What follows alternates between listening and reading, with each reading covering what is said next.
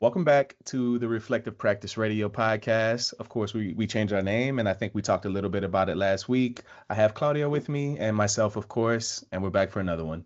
How are you, Claudio? I am doing pretty good. How are you, Matthew? I'm doing well. I can't complain. It's the Yeah, holidays. The weather isn't so bad, and I'm yeah, enjoying it. very glad to hear. Yeah, the weather has been weird. Like yesterday, the last 2 days, I've been in class all day taking our professional Scrum product owner Right? 2 day class. And I think it was yesterday I came out of the room because like I was in this room, so I cannot really see the weather outside. And then Yeah. at the end of the day, I walk outside, it's like it's all wet. And I'm like, whoa, it's been raining. It was so dry this morning. But all good, all good. What has happened since we last talked? I believe I mentioned we had a huge oil spill in my car. I walked out into the driveway, big oil spill. I got it over to the shop. They told Right. me the damage. We got it repaired finally, and now it's just in post doing all of the cleanup. I have a concrete driveway, and it's stained. And I Yeah. also have a pressure washer, and pressure washing it with water isn't sufficient to get those stains out. So apparently there are some Right. things from Home Depot that you can put on the concrete to help lift the stain, and then I can pressure wash Yeah. it out. So that's what I'm going to Hmm. be working on today. Restoring the driveway basically, and a little bit of cleanup since I'm out on PTO. I Good. still had to make sure I showed up for this because this is an important part of my week. It's a check-in, and it feels like a therapeutic session, if you will. So I I like to agree. make sure I do it. 100%. Yeah, I So 100% agree. what has been sitting with you since our last meeting? Well, since our last meeting, we have wrapped up our deliberate practice on journaling, right, with a bigger group, which was great. We have gathered, feedback to understand what has worked and what has not worked with folks, considerations, who would like to continue participating and to continue and expand the practice. What are the concerns that we want to make sure that we mitigate so that we can move forward with that. So being busy with that has been interesting, because when we started designing this now about a month ago, Yeah. I had uh, put my ideas out on what that could look like, dropped it all into AI, got some AI's help to just plan it out, getting some dates and flushing out the ideas. And now with all of this information that we have through the experiences shared, from the group, like, okay, this is what we were trying to do. This is what we did. This is how it was perceived. For us to move forward, what would that look like? So getting some ideas from that.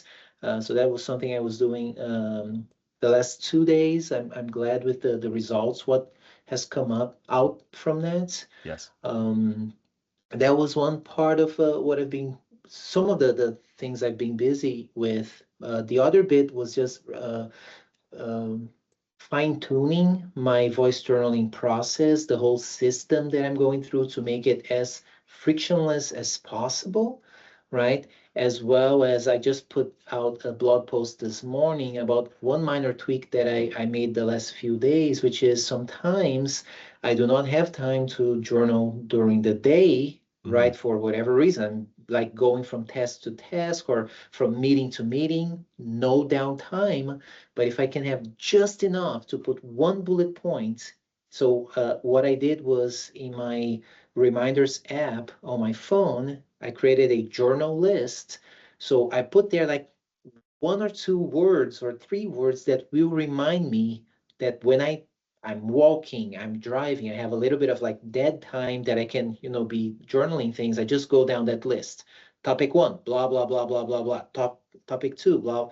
So I made that a little bit also remove a little bit more the friction, because most of the time I'm on my computer, heads down, working on something, and then something comes up. I'm like, oh man, I need to journal about that, but I cannot leave what I'm doing right now. So I just hooked up a little something in Alfred. I've used a community workflow in Alfred that I just hit the Alfred key, QQ, and then whatever it is that I need to remember, just a few words, it goes there, it's out of my mind, and I keep focused. Yes. Like that's been working out pretty nicely. So I'm kind of like trying to optimize my experiences where I can stay focused on the things that I'm doing and I can get stuff out without leaving the physical, the mental, and the digital space that I'm in. Like keep me here, right? So that's some of the things I've been up to. I really like that idea, of being able to quickly jot down something so you can stay where you are in the moment. You know, these ideas are coming, and you want to capture them, and you don't want to lose that. This reminds me of maybe closer to 10 years or more ago at this point, where I was working at TSA. I was working on the checkpoint, and I would keep a little notebook in my pocket, something small enough to fit in my back pocket, and an ink pen in my front pocket. So I was really heavily into making music at this time. And if a line came to me or something that I wanted to make sure I had because I didn't want to lose it, I would whip it out, write it down, throw it back in the pocket. And I love this idea because you're doing it in a way that we can leverage in different ways. So at the end of this day, maybe you have some process that runs and maybe it can ask you questions based on some of the things you jotted down earlier, where it's like, okay, Claudio, maybe they're time stamped as well. So earlier in this afternoon, you mentioned that you had this idea. Let's follow up on it. What are you thinking about that now? And it can be more conversational, or maybe your system just spits out the line back to you, and it's like, oh, I remember where I was, and follow the thread. But there are many more opportunities of leveraging this data because you've captured it somewhere. I like that. Mm-hmm. Yeah, yeah. So I've that's one part of what I've been putting together to deal with that, which is the okay. I just need a few words so that later, when I have the time to Mhm. voice something out, I look at the list and like, okay, record, and I'm going to start talking, right? Yes. So that's one part that I'm optimizing for. The other one is with this, and I guess it builds on what we've been talking about, like the speed at which we are doing things and we're moving faster, things are going by, and unless we take the time to look around, oh, that thing was there, but now it's gone, it's too late, right? How do we track what's going on so that later we can slow down or stop? It's like, okay, this is everything we collected or we've been through along the way. Yes. So I had been for years now, like several years, at least like maybe 15 years, I've always had something, or not always, during this period, I've had something where I could jot down quick notes, right? That would go into some sort of like text file on the desktop back then, or in Evernote or in Obsidian. Um, and that would just be like it would end up being a random list, right? Because anything that came to mind that I tracked, at the end of the day, I would go and it would be like all over the place, right? Because it's like stream of consciousness, but not on the same thing, random stream of consciousness. I don't know how to even articulate that, but something that I've put together now over the last 2 weeks, I'm going to be documenting. I have been documenting, and I'm going to be publishing that soon, is a way for me to integrate it in Alfred. I can invoke, and for folks who are not familiar, Alfred is an application launcher productivity tool on a Mac. There are equivalent tools on Windows because I used to use something like that on the PC before becoming a Mac user, so it's out there. But it's just a way to automate a lot of things that I do all the time, all day. So I can invoke the shortcut, bring up Alfred, and I can type jot because that's what I want to do. And then I give it like a 2 or 3 letter token that I know, like maybe it's an acronym or something for the task or the work stream that I'm working on that day. So at the beginning of the day, I look at my schedule and say, okay, I'm going to have 5 different work streams that some of them I'm going to be working in parallel because I'm going to be offloading that to agents who will be doing some of the work. Others, I'm going to be like maybe in the afternoon, I'm working on that thing, but maybe like thoughts will pop in my mind to Yeah. say, oh, in the afternoon when you're working on that, don't forget this thing, right? It's like, well, but I don't want to stop what I'm doing to switch over there. So I type whatever that is and I put down that note, and it goes into Obsidian, into buckets associated with those notes. So it's already filtered there. And then I created an Obsidian canvas where I pull only those parts of the notes together. And I keep that on the side so I can keep an eye on that. Yes. So as I'm alternating between things, like, okay, I'm working on task A, for instance, and I'm jotting down, oh, this thing, did this thing, found out this thing, ran into this problem. It's running the thing. Okay, switch over to the next thing. It started doing this other thing. Okay, go. So at any point in time, if I'm lost, it's like, oh, I don't remember even where I am. It's like, just look there. Because then I have like, yep, I can see the whole picture and I can keep going like that. So that's the other bit that I've been busy with the last few weeks. And then yesterday I got me one more computer screen here at the office because back home I work with 4 monitors and I really use all 4. And Yeah. here I only had 2. Now I have 3, which allows me to have like one screen on the side that has my dashboard and the other things that I need.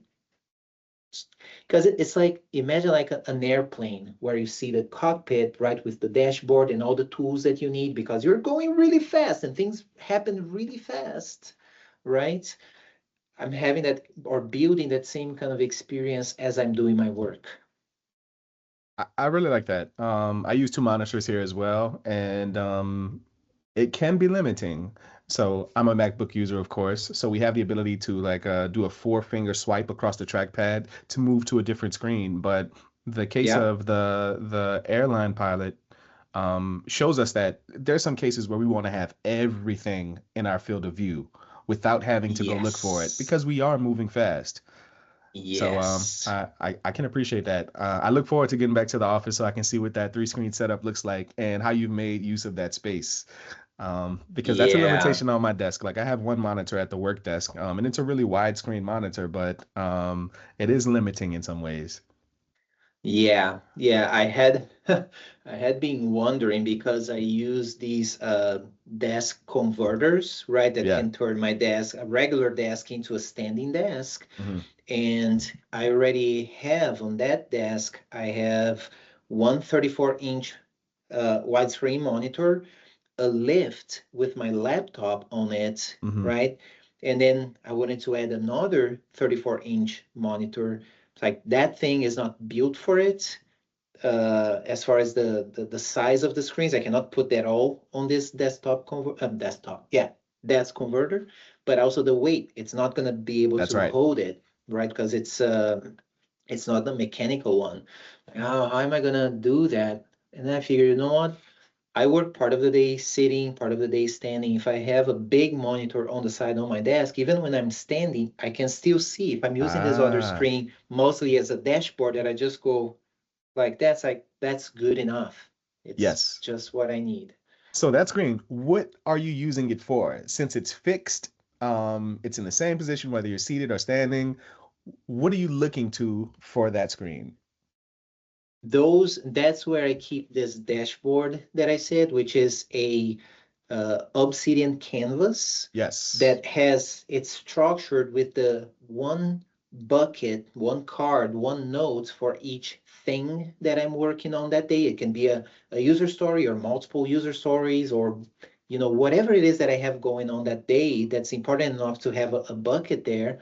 Yes. So that's what I have showing on the side. And then as I'm like, if I'm on my main screen doing the work, maybe I'm doing some coding, maybe I have the website up and I'm doing some debug and I'm like, something popped in my mind and I want to track something, or maybe something related to the task at hand.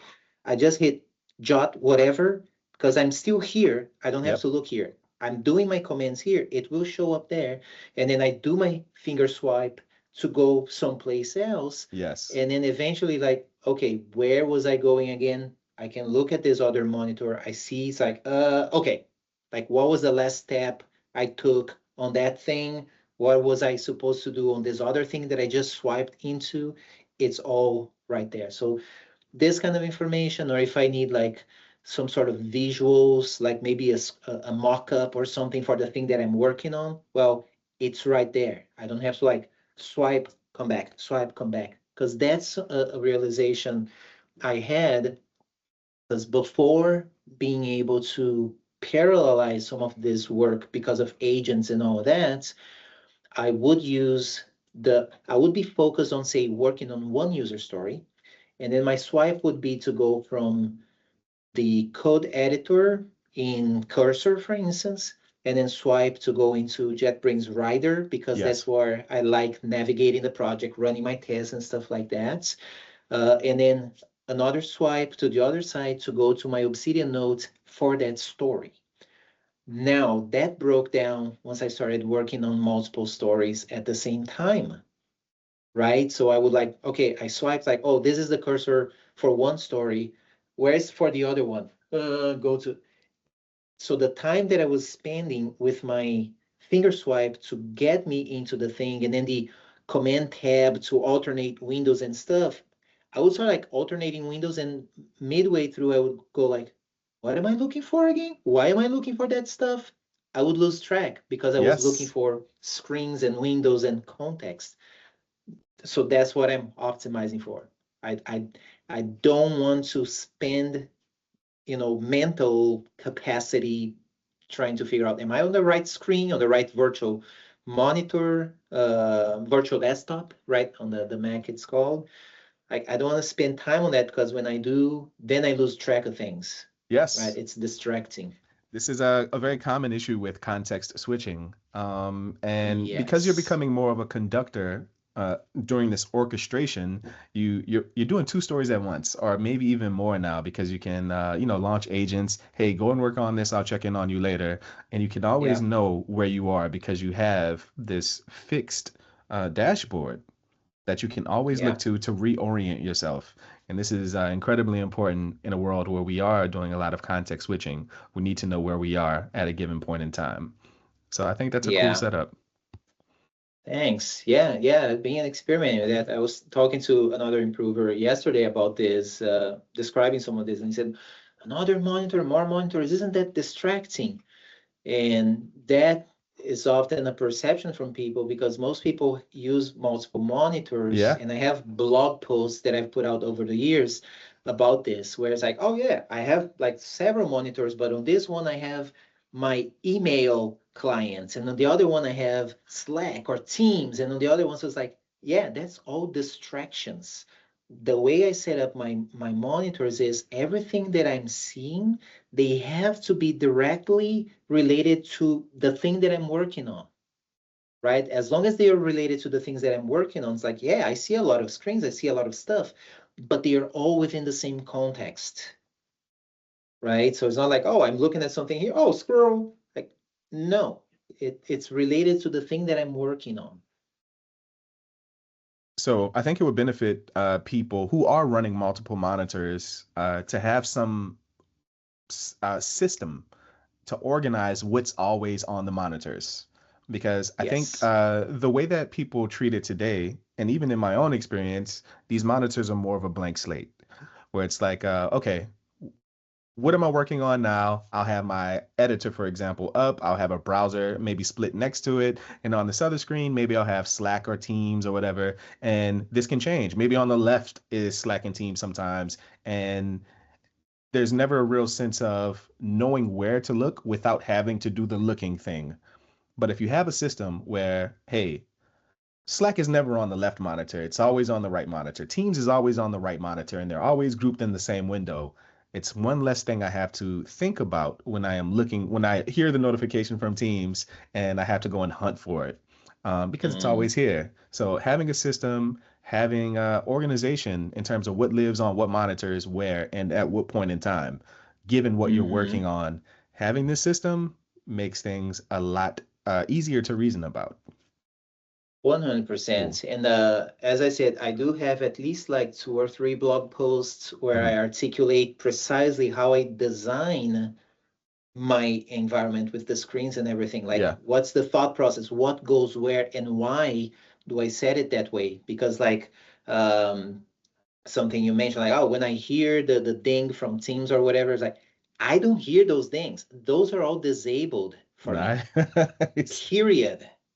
Period. They are disabled.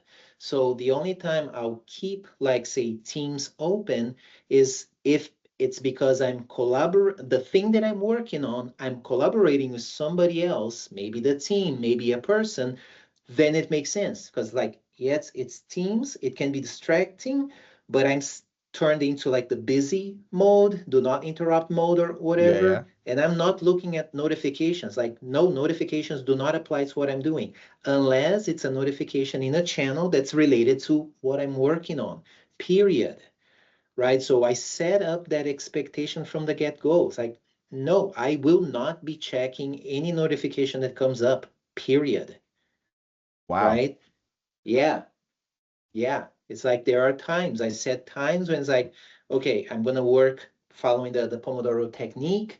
So I plan out the day. I look at on my little list. I have like, okay, I have the following meetings today, and then these are um, some slack time that I may have in between things. Those Slack times, that might be where I'm going to be checking, oh, do I have notifications? Do I have important emails or whatever that I may be expecting to receive? If not, I may not see it until, I take my lunch break or till later in the day. Yeah, I cannot deal Wow. with those interruptions, man. Um, and I am on the other side of the fence. And it's not that I can deal with the interruptions. It is that Mhm. the way that I've structured my environment, they are always present to interrupt me. Um, Mm. for example, we have a channel called Front End, and this is where all of the PRs are posted. So if I completed a task and I want someone to come and look at it, I will post a link there. And if it is time sensitive, maybe I will add the channel and they can see it. But I think we have a culture, on my team at least, where we don't necessarily want to interrupt each other when we are posting like a pull request. So we'll just paste it into the channel and people will see it when they see it. Um, but because I have this like fear of missing out, if you will, and I want to be able to see, okay, the pull request is up. I want to be able to review it, and it's one less thing I have to think about. Instead of maybe putting a slot on my calendar where, hey, it's noon. Before you go to lunch, you take a look at the Slack channel, and if there's anything outstanding, you can, make a note to yourself to resolve it after you get back from lunch and that kind of thing. My setup is a little bit more chaotic, where it's like, okay, is it there yet, or is anything there yet? Did someone say Yeah. something in this channel? And it is a bit distracting, and this conversation is reminding me that I can do better about organization. And the blog post Yes. that you mentioned, that you've already written as it relates to your setup, I think they should be a part of the description of this episode. I will do. Excellent. Absolutely, I will do because this is something you like the first blog post you see. It's still like showing like some very old screens, like from Hmm. Visual Studio, very old versions of Video Studio, because that's how far back. Like as soon as I was able to afford having a second monitor, Yeah. I started already to design how am I going to be using Hmm. those monitors, right? So yeah, I'll definitely add it to the notes. And I cannot stress enough the importance of being proactive at organizing your time, Yes. right? So this is something that I've shared with people over the years. I remember it was like mid to late 2000s. I remember the situation where it was on a Monday morning, right? A coworker had emailed me something, and he showed up in the morning. First thing in the morning, he's asking me something about the email he sent. It's like, oh, you didn't read the email. I sent that to you. And then when I looked at it, he sent me on a Friday evening, like what 9 p.m. or something like that, on a Friday evening. And I'm like, huh. I didn't blame the people at the time because I would be the kind of person like email comes in, immediately reply. Email comes in, immediately reply. So I was training my environment that, yeah, that's what I do. I respond to those immediately. So that person had the expectation that, hey, I sent that to you on a Friday night. You should have seen that, right? But that at that moment, I'm like, I remember over the weekend there was something that happened. I was not able to check emails, And I thought I felt bad about it. I thought it's just not right.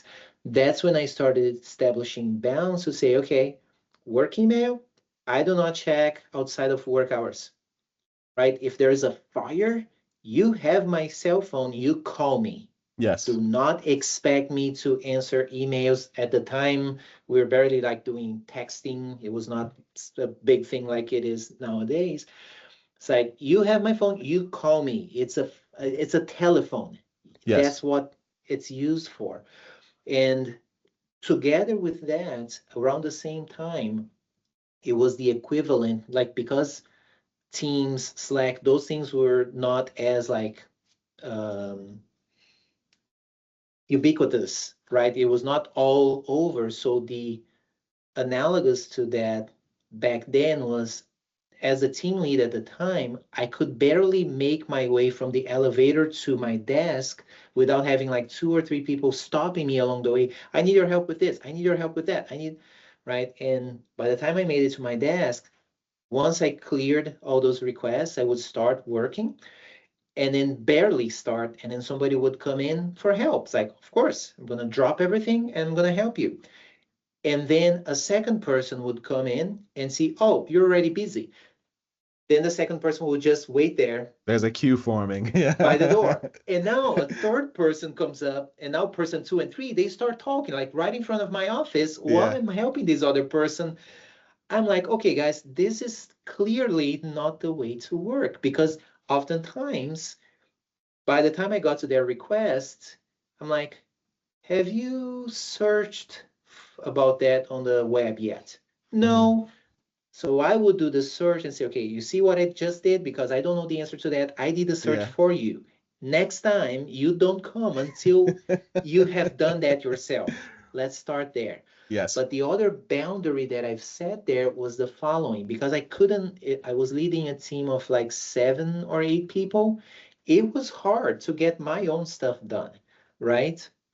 So what I did, I just established boundaries and I said, guys, from 8 to 10 in the morning and from 4 to 6 in the afternoon, you can come and interrupt me at any time during those time blocks. You just come without knocking at my door and just say you have problems and you need help.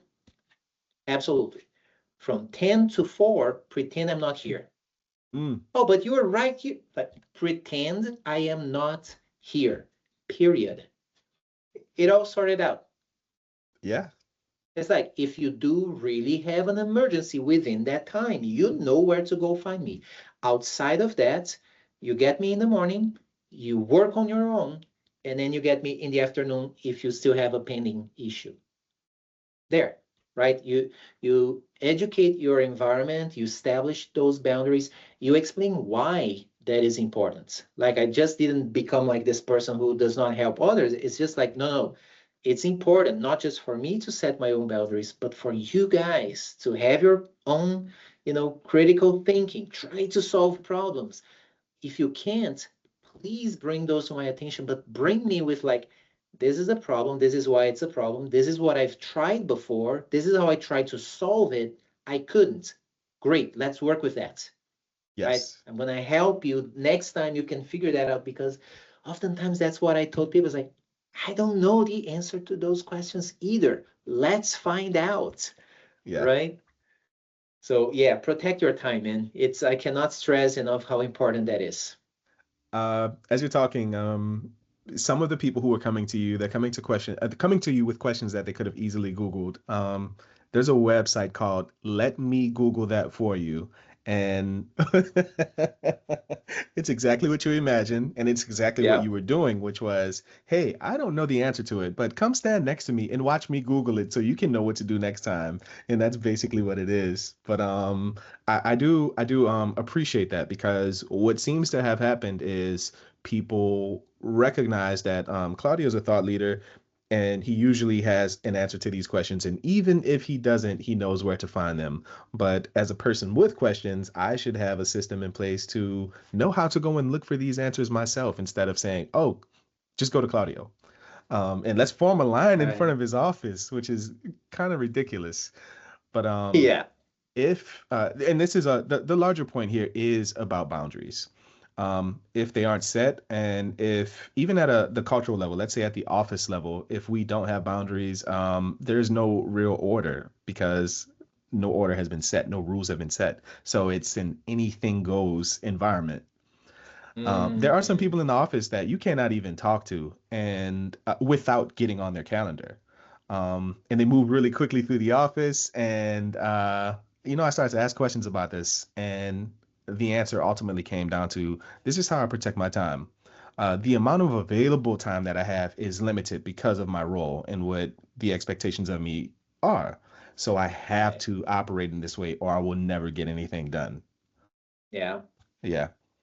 Yeah. As long as I said, as long as you're willing to tell people why is it that you do whatever you do, right? So like people, around the office knows that I work doing the Pomodoro thing. So I always have a Yes. timer that's counting down and I usually have like headphones or whatever. Hmm. Like I'm in the zone time. I'm trying Right. to be focused.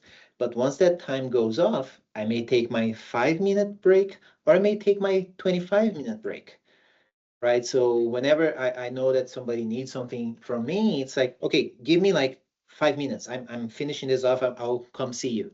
Yeah. That's it, right? You let people know what you're doing, why you're doing that.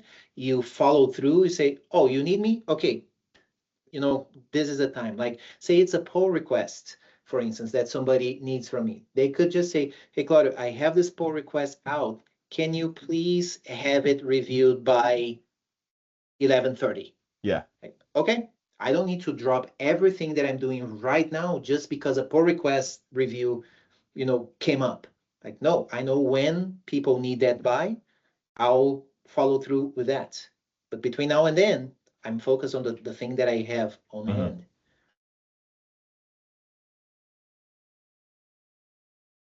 This is interesting.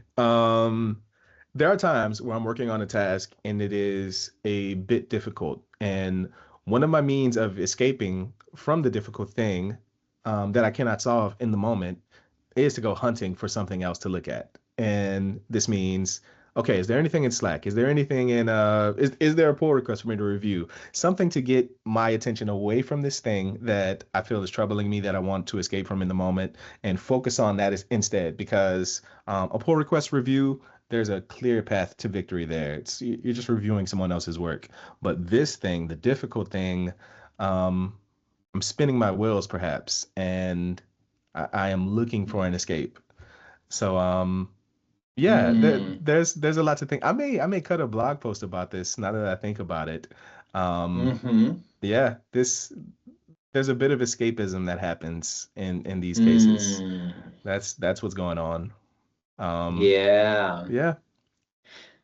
interesting. Yeah, I do have when I talk to people about like the way I've internalized the Pomodoro technique, like because people often ask, oh, what do you do on those 5 minute breaks, the 25-minute breaks, right? Something that I'm specific about, like say that the things that I've lined up to work on, say within a 2 hour block, that's 4 Pomodoros, right? 25 minutes with 5 minute breaks. So I structure that within those 2 hours, I want to keep my frame of mind there, right? Yes. Because that's the whole thing about context switching. So for that 5 minutes break, I make sure to not engage with anything that would pull me away from that. So say like doing a code review, a pull Yep. request review, like no, because to do a proper pull request review, I need to get into that frame of That's mind right. because I'm not a human compiler, right? I need to actually understand what is the user story, what is the Mhm. problem that we're solving, do we have tests, What is what the are the acceptance cases that we're criteria? covering. Yes. So I need to put myself there, which steals me away from what I was focused on. Now I go back to the other thing. It's like, well, what the heck was I doing? Yes, you have to reorient yourself and yeah, that takes time to ramp back up. Right? So what I've been uh like things that I practice when I take those 5 minute breaks is like if I'm back home, I may pick up my guitar and just doodle on it for 5 minutes. Yep. because it's just like enough for me to be present in the moment and playing something until I find something that maybe I enjoy just playing or hearing, whatever. Mm-hmm. Then when I start back, it's like I'm still in the same frame of mind. And Yes. sometimes that's the all the task that I was trying to accomplish. It was hard, it was challenging. I'm running around in circles. Well, I take that little 5 minutes, I don't detach completely. I Yes. just okay, just let it relax a little bit. By the time I come back, it's like, oh, I, Yeah. I got it. I do here. It was right under my nose all this time, right? Now, if things pile up, like, oh, I see there is a pull request that's gonna need my attention within the next hour. Mm-hmm. Okay, I'll wrap up what I'm doing first. I'm gonna take as many notes as I can to wrap up, consolidate that context, Yes. right? Before I transition into this other thing here, to make sure that I can do both things properly and not just Correct. jump back and forth. It's ideas, man. Very good ideas. That way, when you return to the original thing, you have all this context that you can reference and you jump back in a shorter period of time. Yeah, Something that we could all appreciate because again, like with this time, with this context switching, there could be tens of minutes that pass before it's like, okay, I'm back fully in it because maybe I yeah. didn't set myself up to return to the task that I departed from earlier. Yeah, think about it, and just as I say it, and as I hear back from you, it's like think about the analogy between this and Yes. our use of AI, Oh, right? absolutely. For AI to work well, it needs good Context. context, Absolutely. right? Absolutely. And you've seen our practice and you practice it as yourself. Lots of documentation, lots of notes. If we Yeah, exhaust the context window, we're not afraid because we can recontextualize it by giving it this documentation. This is where you were. A lot yeah, of the models now, or a lot of the IDEs, they're doing some orchestration where it's like they do this compaction at the once the context window is exhausted. It's like right. it will take a summary of what has happened and it'll begin a quasi new conversation with that information, and you can continue. Um, Yeah, and this works relatively well, but I'm able to enhance that summarization with my own data. This is more yeah, information about where you were, and that's been working out pretty well for me. absolutely, absolutely. Yeah, I like those parallels. So what else? Nice. That's I don't know. It's what some of the things I'm thinking here. Huh. What else has been going on? So we did talk about the journaling a bit, but I would like to Yes, speak a little bit more to my own experience. of course, please do. So for the week, I would at the end of the day wrap up by expressing everything that I've covered over the day. And as I'm doing this, I have all of my windows open, of course, so I can say, oh, that's another thing I've worked on. That's another thing I looked at. This is a problem that I solved. Oh, this is maybe one of the blockers that I encountered. This is one of the insights that I've gathered or the value that I've gathered in working on this. And this is who I can talk to. Um, this was a little difficult for me because I have two journaling practices happening simultaneously. And there is a little bit of separation of concern, but there is some cases where there's overlap, a blurriness, if you will, where, okay, some of the stuff that I want to talk about in the work journal, there is some personal stuff bleeding into it. Do I cover it here or do I wait for my personal journal and talk about it there? And Mm, in my experience over that period of time doing the practice, I've decided that it is better if even during my work journaling, I insert some of the personal stuff. In other words, the more transparent that I've been and moving away from this desire to like, okay, I don't want to add that, just giving it everything, the better the output of the summaries was for me because it's capturing things that I would have otherwise left out, capturing insights and values that would not have surfaced if I had not included that personal information. mm, So Instead of trying to do this editing or this separation, it's like just give it everything and see what comes of it and not worrying so much. But this introduces privacy concerns because even though the summary that's being shared isn't the original note that was captured, there are some things Hmm. from it that are bleeding into the summaries.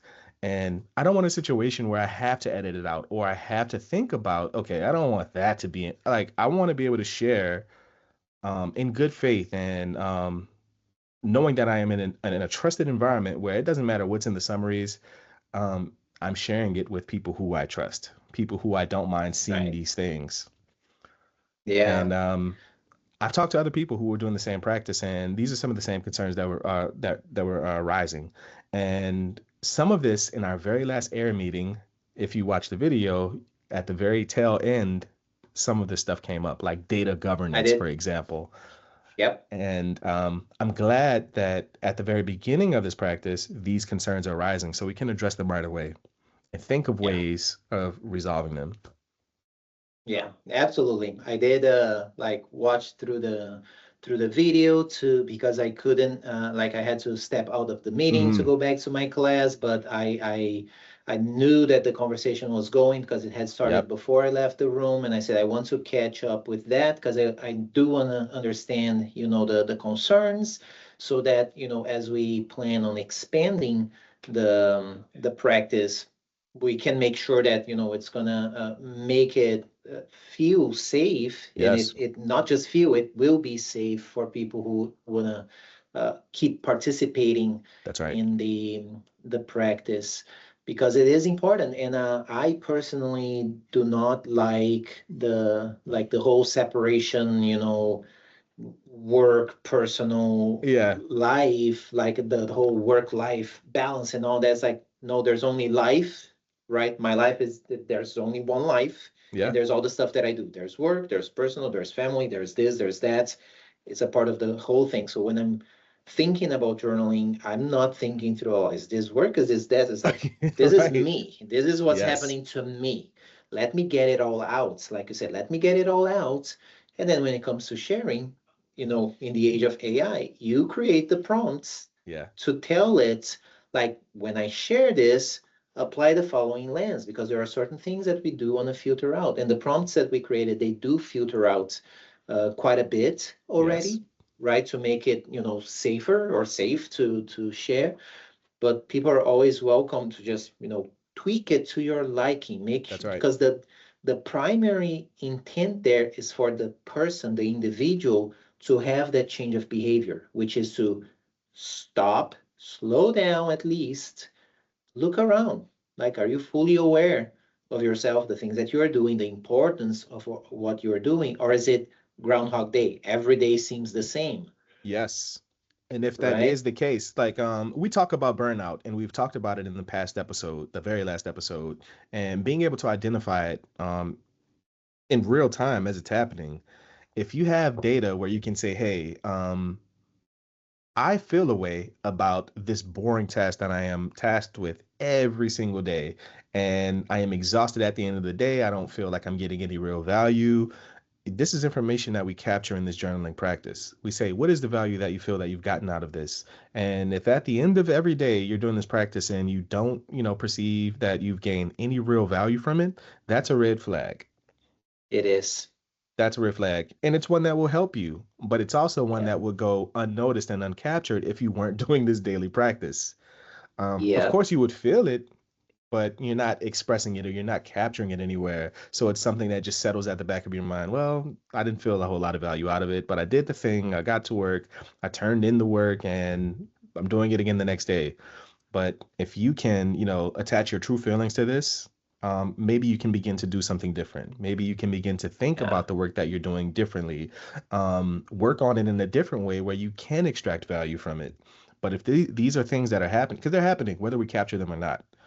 So I would say that Yeah. it would behoove us to capture this information because then we can do something with it, as opposed to it like pooling up in the back of our minds and ultimately coming to the front of our minds at the worst possible time. as it's often the case, right? Which is yes, because if we're not tracking it, that doesn't mean that the thing isn't happening. It doesn't mean that you're not experiencing what you're experiencing. So being able to capture those feelings, you can do so. You can that can be an earlier intervention. Yeah, You can go and talk to somebody. Hey, I would like to work on something different. I've been working on this for the past 20 months, and it hasn't right. been fulfilling. I understand that this is a necessary task, but maybe you can think of ways to automate it, perhaps, because it is something that you're doing and it's very repetitive. So let's turn it into some automated task or whatever. Or you can turn it into like just a different experience altogether, like Yeah. a common like mindful practices. So every day, you brush your teeth. Okay, what hand Yes. do you use? Well, my dominant hand, in my case, the right one. Okay, Switch it next up. time try it with the left. Yeah. How does that go? Same activity, exactly the same activity, Yeah. but you're gonna have to do it in a different way. Why would I do that? Well, imagine you get hurt. Like a few years Yeah. ago when I broke my collarbone, I had to do things with my left hand. And oh man, the things that I've been doing for most of my life, I couldn't quite do it. But eventually you Yeah. turn that into like you understand the difficulty, but you can also turn it into something that's fun because it's a novelty. It's different, right? It's a different perspective over the same kind of experience, right? But it's the yes, if it's always every day the same thing, and if you need to keep doing the same thing for whatever the reason is, how can you make it more interesting? I like the example of, using your left hand versus the right hand. As you see here, I have a little keyboard, and if you want to be a stronger piano player, a keyboard player, you have to build strength in your non-dominant hand.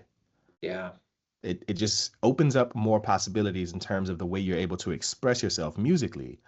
And it is very apparent, like when you're trying to play certain phrases, for example, or certain chord structures or shapes. If you struggle with your non, I am right-handed, so my left hand is my non-dominant hand. It's very apparent, and you wish in those moments that, hey, maybe I should have, practiced working the muscles here so I can uh, be more fluent in, playing with this other hand. So using the left hand to brush your teeth, well, what's the value of that? Building a muscle, ultimately, Yeah. building the muscle. And I don't think there are any downsides to that idea. Like, No, and it's the even though like I love the simplicity of this exercise because it essentially tells you what is your gut reaction to doing something that's very different from the way you always do. Like, yeah, is it the, oh, that's going to be impossible? Or like, oh, yeah, let me try it, right? So here's a one way that I've been practicing this pretty much on a daily basis is at the pool table here, mm-hmm, right? So I often see like, somebody like trying to make a shot, and then because of the positioning of the balls, it's like nearly impossible to use your dominant hand and stance yeah, on that. And I saw myself in the same situation. It's like, well, I'm right-handed. I cannot. It's like, well, if I was left-handed, well, let's try that. So that's what I've been trying to do for many months now. It's like, okay, that is a left-handed shot. Let me try it. And like even like holding the cue is like it's like it feels very unnatural. I'm yeah. It's uncomfortable, unfamiliar. right? But that has been my gut reaction. I don't even think about it. Oh, Mm-hmm. it's not a right hand. I just go for it. It's like, Yes. what is the desired outcome? What are the tools that I have? Well, I have two hands. I can play with them. So trying to apply that to other situations in life, like, oh, that's far left from where I am on the right, or vice versa. How do I achieve a similar result? I like that idea. Because it's self-limiting to say, hey, I can't achieve the shot with my right hand, even though given the space that we have set up, like the pool table is situated very close to a wall. So there Hmm. could be many opportunities for shots where, hey, attacking it from the right hand just won't do. But if I was stronger in my left hand, this would be easy. It would be trivial to knock out the same shot. And the only limiting factor is I have not developed a balance between the two halves of my body. Yeah. So if you're questioning, like, what is the benefit of doing this thing? What is the benefit of the exercise of strengthening my non-dominant hand? My right hand is just strong as it is, and it's really good. It works out for me. But if there are Hmm. situations that arise, and you can get extreme. Let's say, you're hanging off the side of a cliff and you have to, hold up your bag with your laptop in it, and it's in your left hand. You better be able to pull it up and maintain with your right hand to maintain your balance there. So Yeah. I think the idea here is we should always be in pursuit of developing a balance, being able to harness and wield both halves of our body, to the degree that we can, almost equally. Yeah. Well, and think about it. The other analogy, I don't remember where I got that from. Is like, oh, that makes total sense. Like, think about how we walk. For Yeah. us to walk, we have to create imbalance, right? Because we're balanced. As you start walking, now your body is unbalanced. You have to figure out a way to rebalance yourself. Yes. It's a similar thing. It's like if everything is like smooth, can't you just shake up the boat? No, it's an up. Why does it do that? Sometimes it does the thumbs down. Like, no, that's not what I was trying to do. But like if everything's like it feels like it's smooth sailing here, everything is very comfortable.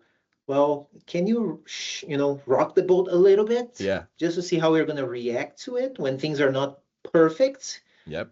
How do you react? Because that's the main thing. Is like how do we react when things are not going our way? Yes. That is like one of the most important skills to develop, right? Because when everything is 100%, all the stars are aligned, it's easy. Everybody and anybody can do it. Yes.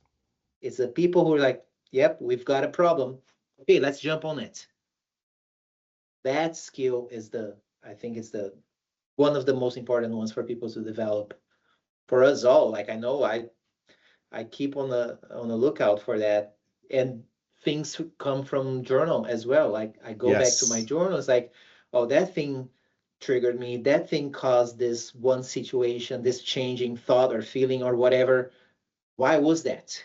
Yes, I would say like people who are on the fence about journaling or don't have even a lot of time to do it for whatever reasons, I would say if you pick no other time to do this practice, pick the times where you're tasked with doing something and you have a resistance to it and you can't explain quite why.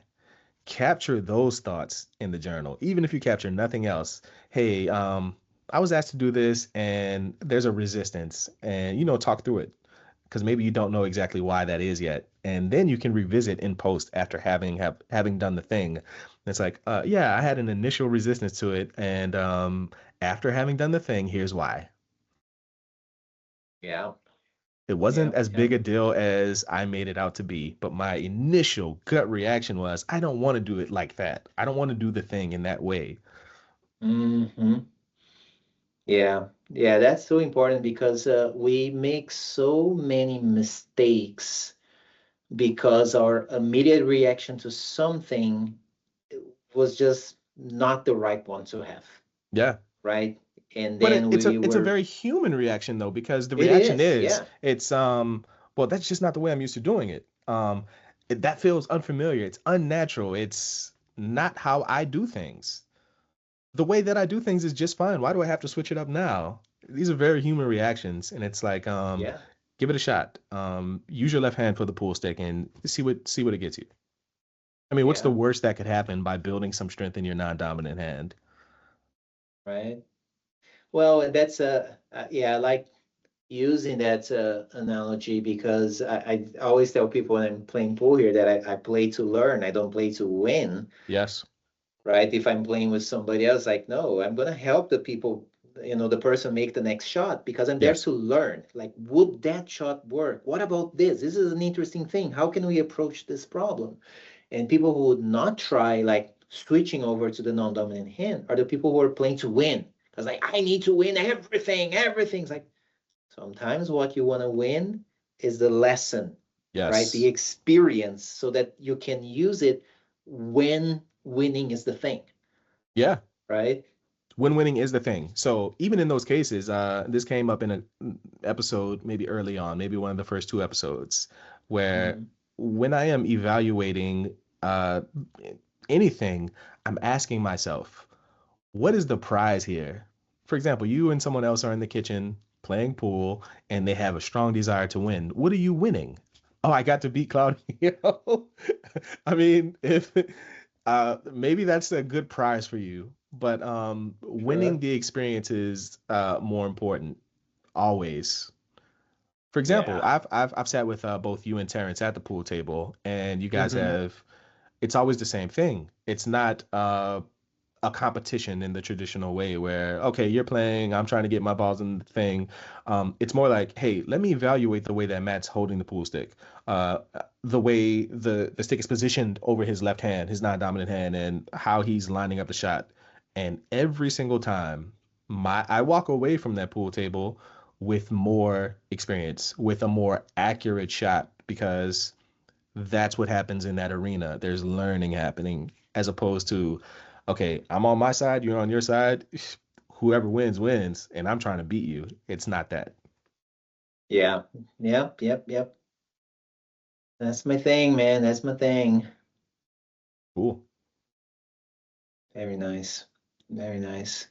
Very cool, man. I do have some ideas we should probably be discussing at like ways that we can keep pushing this content out to people in ways for them to hopefully find even more value, right? Or find different values that they may not be finding. We should probably be discussing that. Like somehow, ideas that come to mind is like offering ways to chat with our transcripts, with our content, right? Hey, I Yes. remember, I know that these guys talked about whatever, or when we say, oh, we talked about that in a different episode, where if we have a place where people can go and just chat with the our episodes and the things and like find the common trades that we have in our conversations, might be something that people might appreciate. So it's something to look forward to.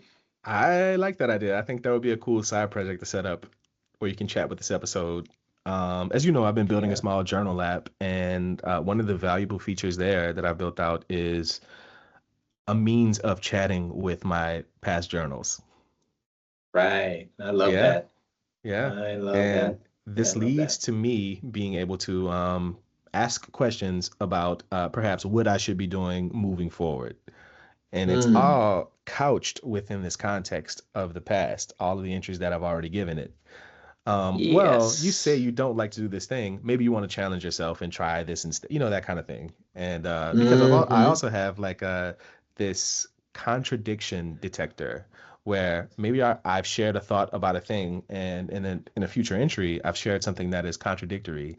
It can surface that and put it in front of my face where it's like, hey, there's a contradiction here.